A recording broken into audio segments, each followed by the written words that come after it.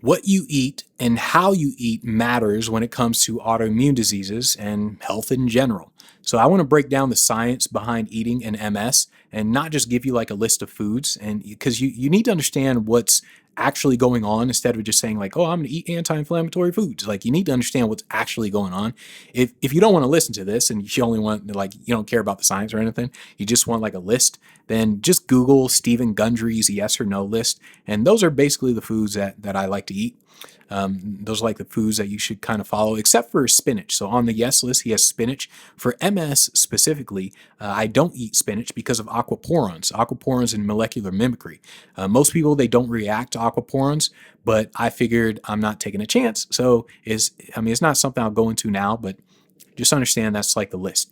So when I first got diagnosed with a progressive MS, my immediate thought just went to the gut. Like, boom, is immediately in the gut. Because I knew just from reading a lot, I was like, well, 70 to 80% of your immune system is in your gut. So naturally, I thought I should probably change what I eat.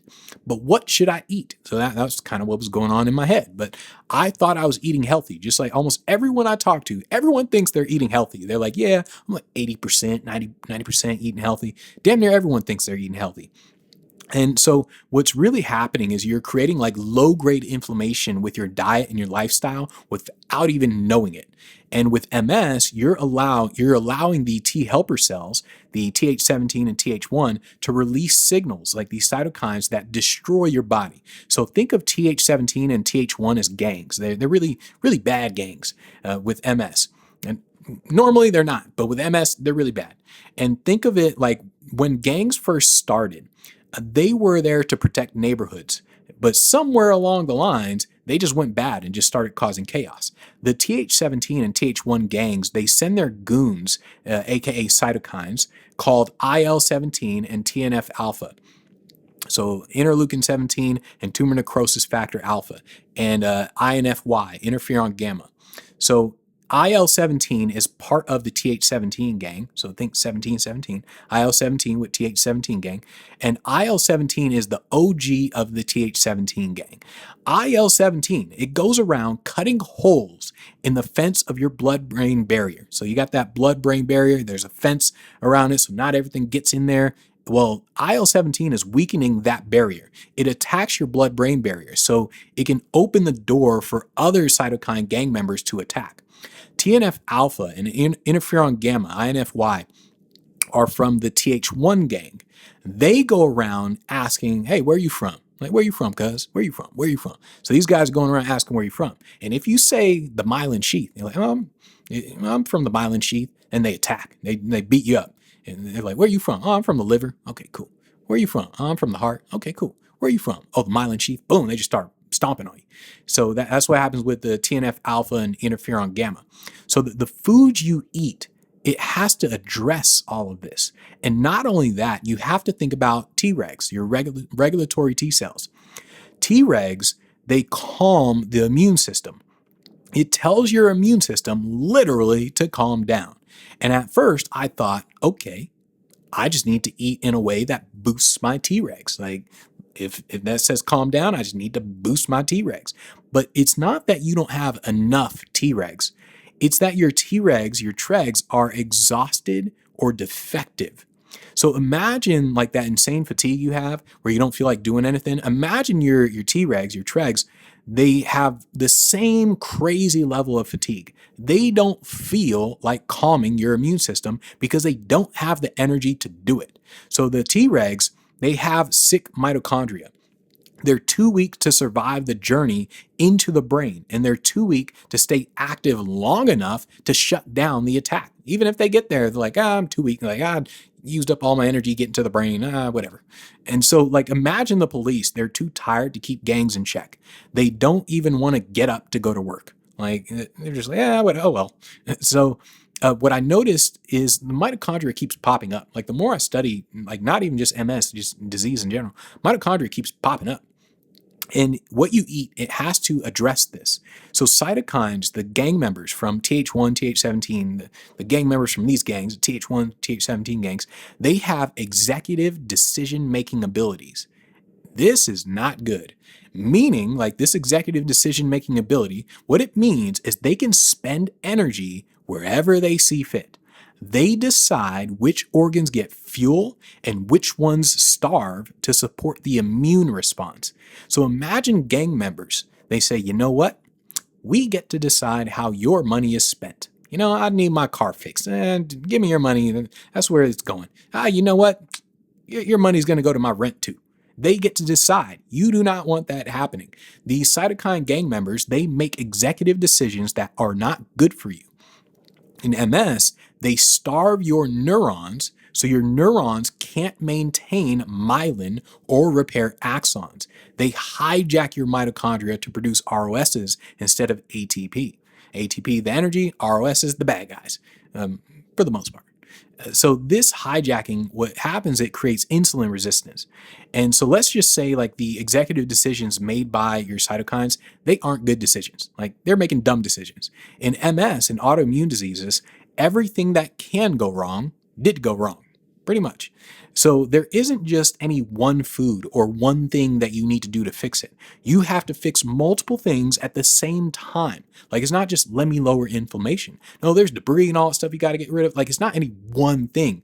So foods, most people don't know that foods are broken down into like chemical molecules that your body uses for cellular signaling. So when people say like, oh, foods, it doesn't matter. I'm like, what's wrong with you? Do you not know how this works? Like, what do you think happens when you eat? And like cellular signaling is how your body gets things done. So right now, your cellular signaling is messed up. And you'll notice more and more people are getting sicker at younger ages. Younger and younger people are getting autoimmune diseases, cancer, everything because of food nowadays. It doesn't have the vitamins, the minerals, the nutrients, nothing. Like, in fact, not only does it not have the good stuff, but it has a bunch of chemicals. It has a bunch of bad stuff that you don't want. At this point, most people aren't even eating food. Like, you're eating chemicals. It's chemicals disguised as food. So here's what I focus on for the foods for MS. First, it's like fixing the tight junctions. And so when you hear leaky gut, that's like the unscientific word, but there's these things called tight junctions. That's what you got to fix. Then you got to get rid of lectins. You got to get rid of LPSs, lipopolysaccharides. You got to focus on mitochondria and fasting. And I'm going to break all that down. So your gut, it has this gut wall and it's only one cell thick. So they're bonded by something called a tight junction. So imagine like locks and they don't just let anything through. Like they're locked up. If those tight junctions get weak, then things can get through that shouldn't get through, and your immune system thinks like, what the is this? And it just attacks. It's like, I don't know what this is, but let's attack. And then you get inflammation. And that's where the lectins come into play. So lectins are like sticky proteins in grains and legumes, like beans, that sort of thing. I avoid lectins. So when it comes to beans, you can actually pressure cook and it's going to get rid of the lectins, like most of the lectins. Lectins, they trigger a protein called zonulin. And zonulin breaks that tight junction. It causes that leaky gut. Zonulin is a bad mofo. So then you have, with zonulin, then you have like what they call a leaky brain. So there's a leaky gut, the leaky brain. Your blood-brain barrier is compromised. So lectins and lipopolysaccharides aren't helping. Lipopolysaccharides are really, really bad. So your brain, it has like special immune cells called microglia. And these mofos are a big reason for neuroinflammation. Neuroinflammation is inflammation in your brain. In a normal brain, microglia are nice little fairies. But in your brain, they become warrior demons. Lipopolysaccharides and lectins, they switch these microglia into, I guess, like an M1 state, like a pro-inflammatory state. And if you thought the Th1 and Th17 gangs were bad, well, now you've got to deal with the M1 gang. So the M1 gang, it damages oligodendrocytes. These are the cells that are producing the myelin. So it damages those guys. And not only is your myelin getting damaged, the M1 gang isn't giving you the chance to produce more myelin. So this is like the military coming in and not just destroying your food supply, but destroying the soil and the land so you can't even make new food if you wanted to. You do not want to mess with the M1 gang. Lectins and LPSs, they turn your nice little fairies into warrior demons of the M1 gang.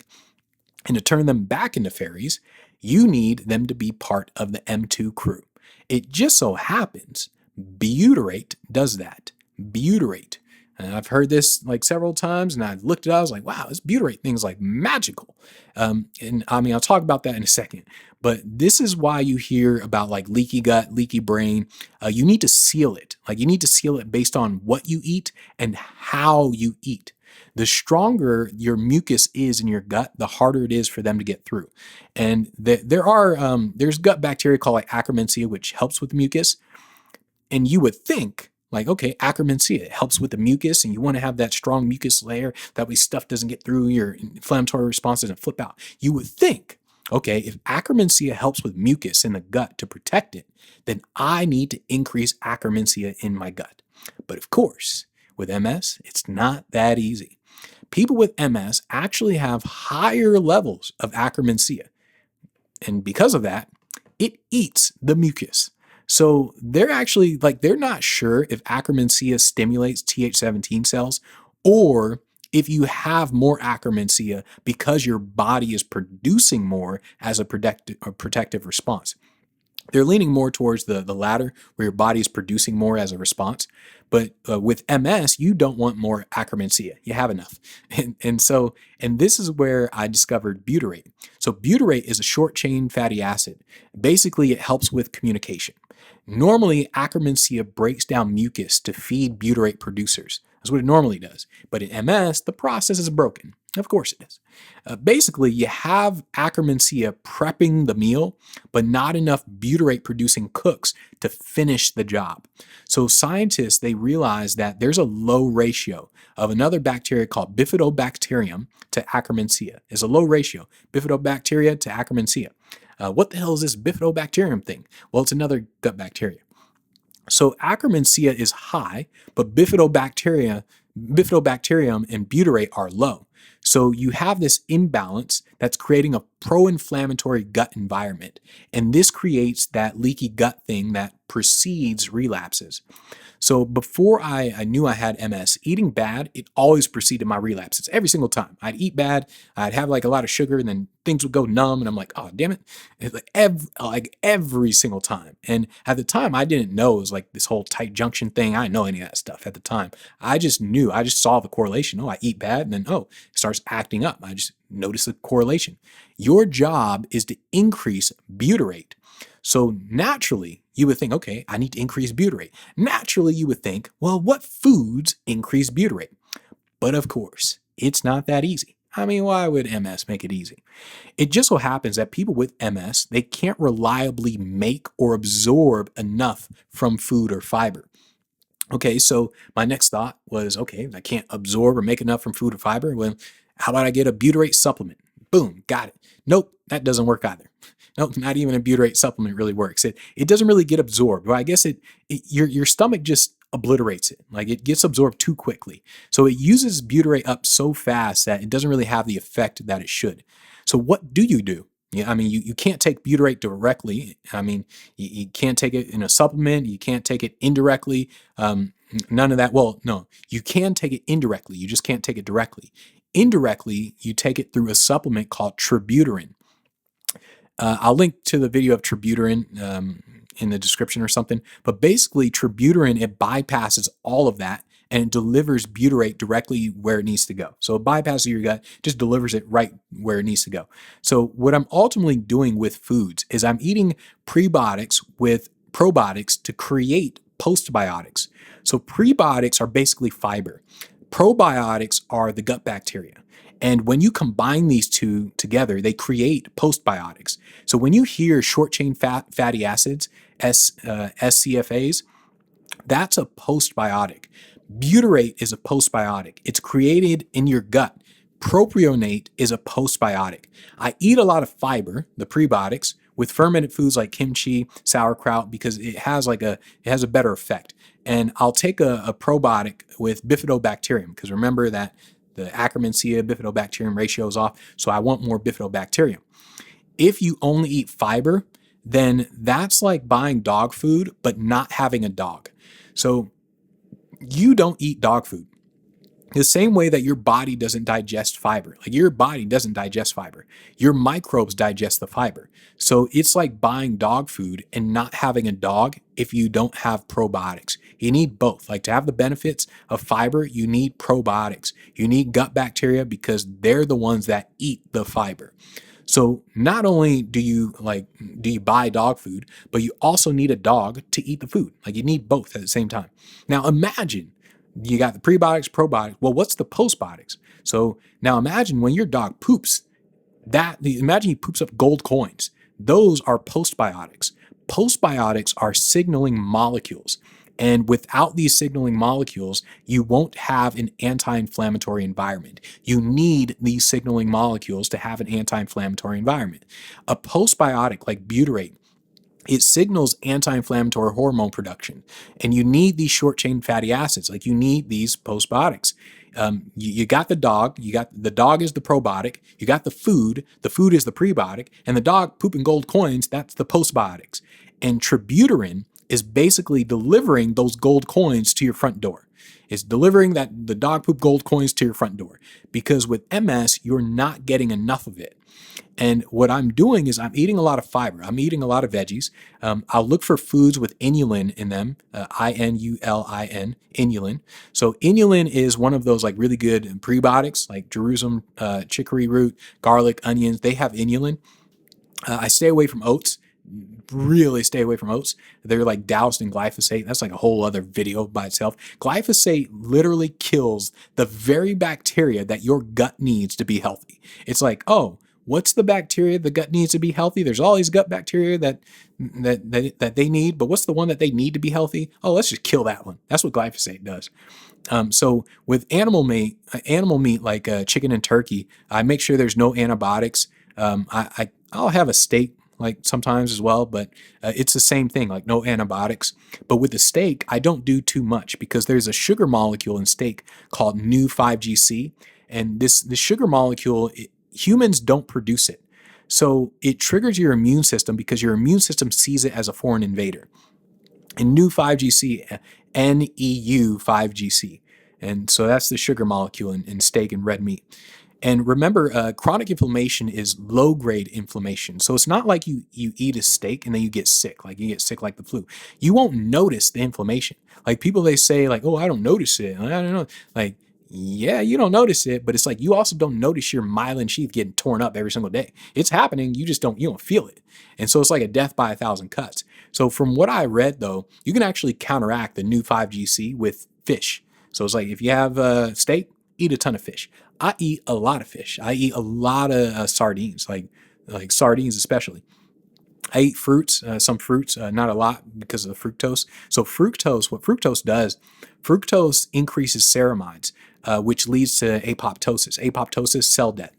Cells, boom, they die. Fructose, it goes straight to your liver. And this is why people end up with like fatty liver disease from having so much sugar. Like they drink like a ton of orange juice and all that. They're like, oh, I'm drinking pretty good. It's just orange juice. Like, no, it's just going straight to your liver, buddy. So I stay away from dairy, processed foods, eggs, refined carbs, added sugar, salt, especially salt. So with MS, high levels of salt, it triggers an enzyme called SGK1 in your Treg cells. And this enzyme, it acts more like an inflammatory Th17 cell. It acts more like them and less like the regulator cells. Your regulator cells, they get recruited into the inflammatory gang. That's what happens. The only oils that I use are olive oil and avocado oil, but I've heard that sesame oil is good too. I just haven't bought it, haven't used it. I put olive oil on damn near everything. In fact, I actually just drink it. I just drink it because olive oil and DHA, the fish oil, it protects against your body making ceramides. And remember, the ceramides, it leads to cell death. So I'm just like drinking olive oil just randomly throughout the day. And I'll do like a 12 to 16 hour fasting window where I'm just not eating. So maybe I'll stop eating at 6 p.m. and I won't start the next day till 10 a.m., 11 a.m. or noon, like the next day. The reason for this is because if you have an autoimmune disease like MS, you're probably insulin resistant. There's a high chance you are insulin resistant. You need to let your body get rid of the junk in your cells.